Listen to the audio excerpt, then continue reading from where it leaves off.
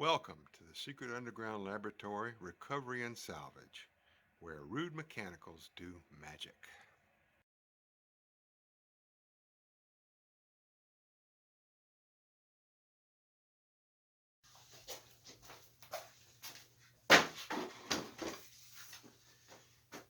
Hello, I'm Bronze Age, Director of the Secret Underground Laboratory Recovery and Salvage. And today's episode of Chair Hospital takes us to the love seat ward. Now, this love seat is probably 100, maybe 110 years old, though it could have been made all the way up into the late 30s and maybe into the 40s.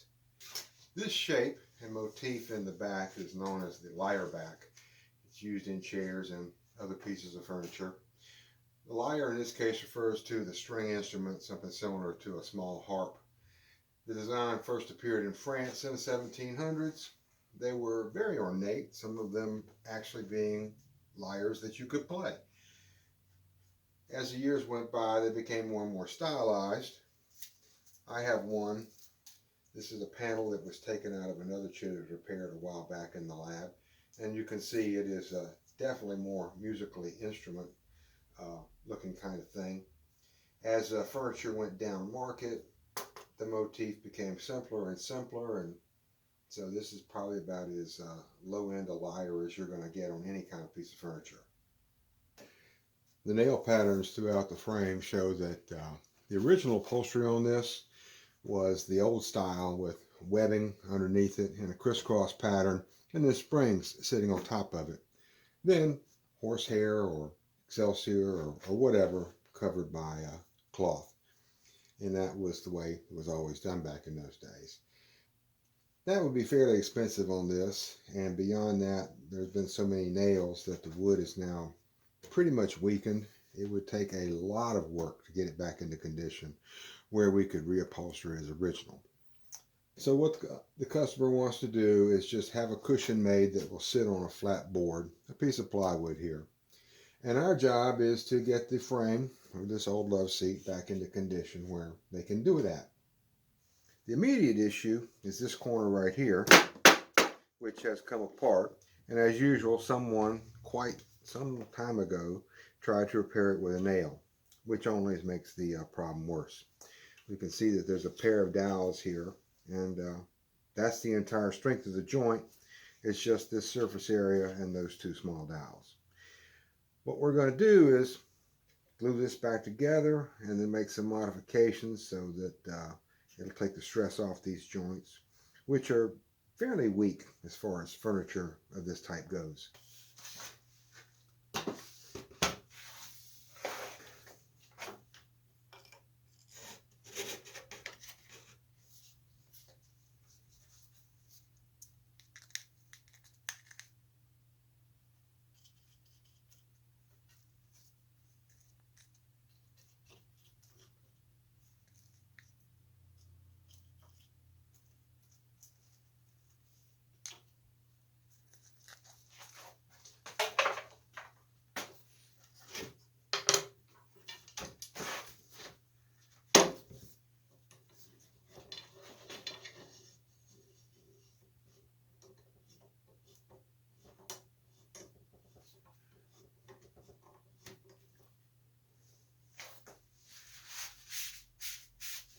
Now this is one of those rare times when the clamp won't interfere with the rest of the repairs we've got to make. Up here where the armrest meets the front leg, somebody has wrapped baling wire around the top of the leg, which I'm sure is because this top piece was splitting apart.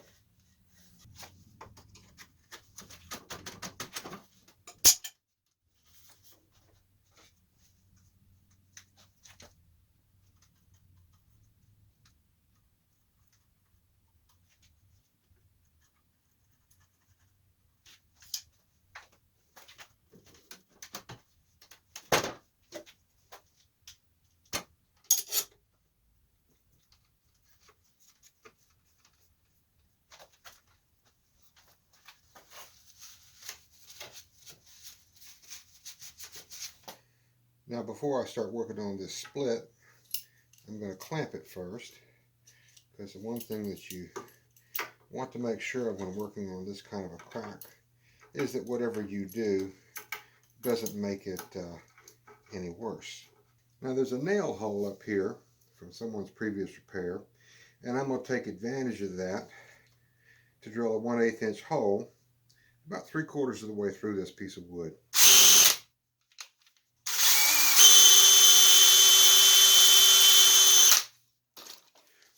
And once there,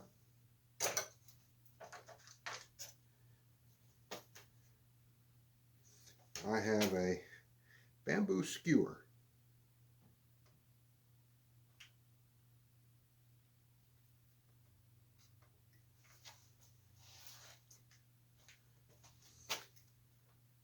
Which will fill the void as well as the glue. And when all this glue sets up, we will trim this off, and just a touch of stain on it, maybe a little bit of tinted painter's putty, and it'll basically disappear. Now with our repairs clamped up, we can move on to the improvements. The problem with any sort of furniture that has such a lightweight frame as this is that there's just not enough mass in the corners to make a strong joint. There's too much leverage. When it starts to flex one way or the other, it just simply pulls everything apart. And the solution is fairly much the obvious one, is put more mass in the corner.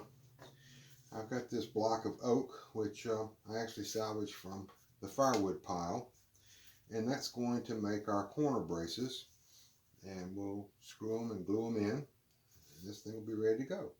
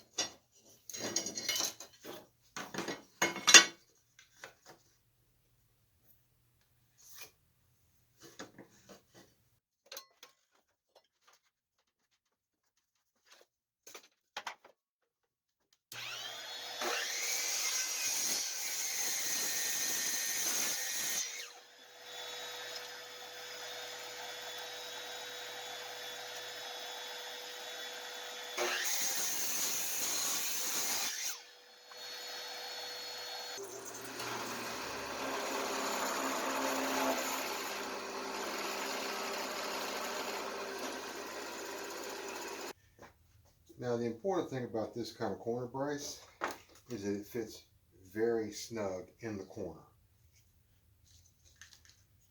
And then the glue contact has to also be very good.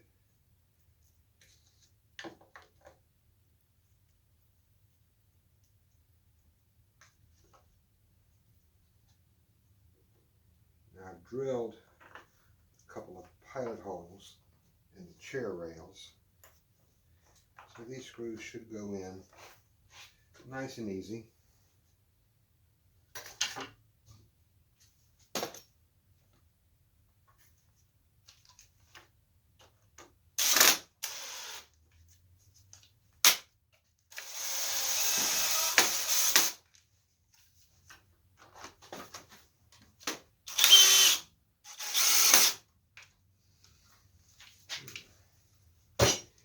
I think that is good. We'll do the other 3 corners. By that time, all the glue will be dry, and this will be ready to go to our upholsterer.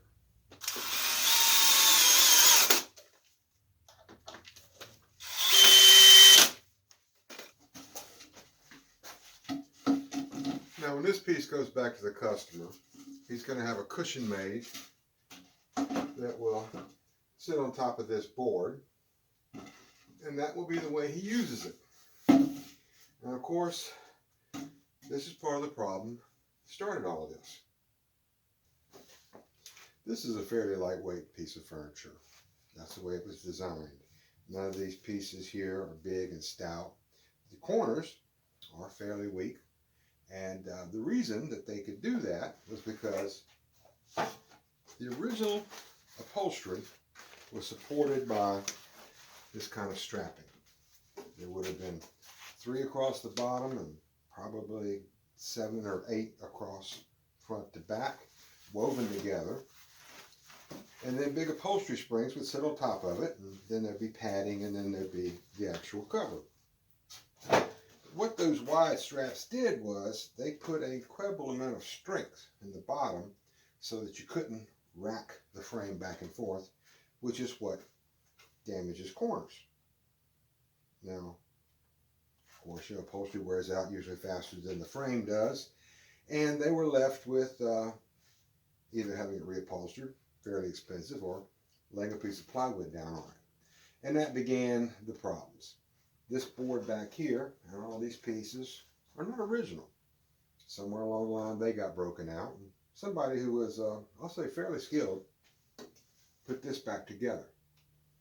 And so that left it to me many, many years later to repair this corner, which of course was suffering not only from the stresses of being racked back and forth, but all the nails that were driven in it, and left me with no really better choice than to put these huge oak blocks here in the corner, which then gives the corners the strength they need to hold this thing together for, I don't know, maybe another 100 years or so.